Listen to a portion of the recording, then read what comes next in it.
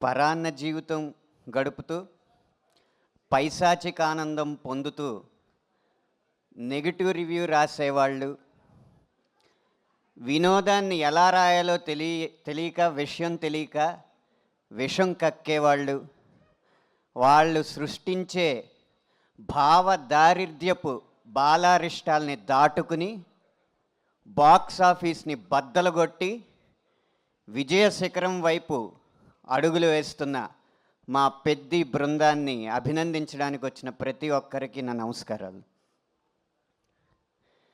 బుచ్చిబాబు గారు పెద్ది పాత్రని చిత్రీకరించి ఇస్తే ఆ శిల్పం ఎలా ఉండాలి అన్న దాన్ని జీర్ణించుకుని తనే రాయిగా, తనే శిల్పిగా, తనే ఉలిగా, తనే ఆ శిల్పంగా తనని తాను చెక్కుకుని మనందరి ముందు నుంచుని ఆ శిల్పానికి తన నటనతో జీవం పోసి పెద్ది విజయంలో ముఖ్య భూమిక పోషించిన మా హీరో రామ్ చరణ్ గారికి శిరస్సు వంచి మా బృందం తరపున నమస్కరిస్తున్నాను.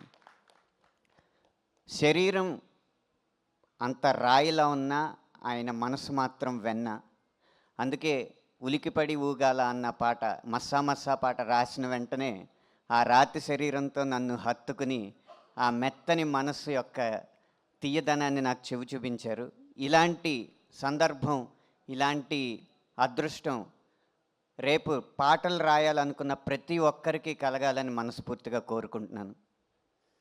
పెద్ది విజయం కొత్త కథల్ని, కత్తి లాంటి కథనాల్ని అందించే ప్రతి దర్శకుడికి స్ఫూర్తినిస్తుంది.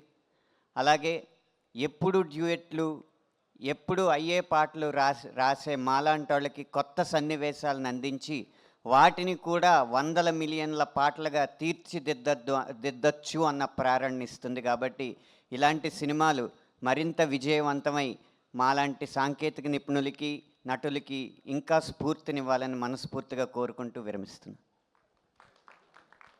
థ్యాంక్ యూ అనంత్ శ్రీరామ్ గారు.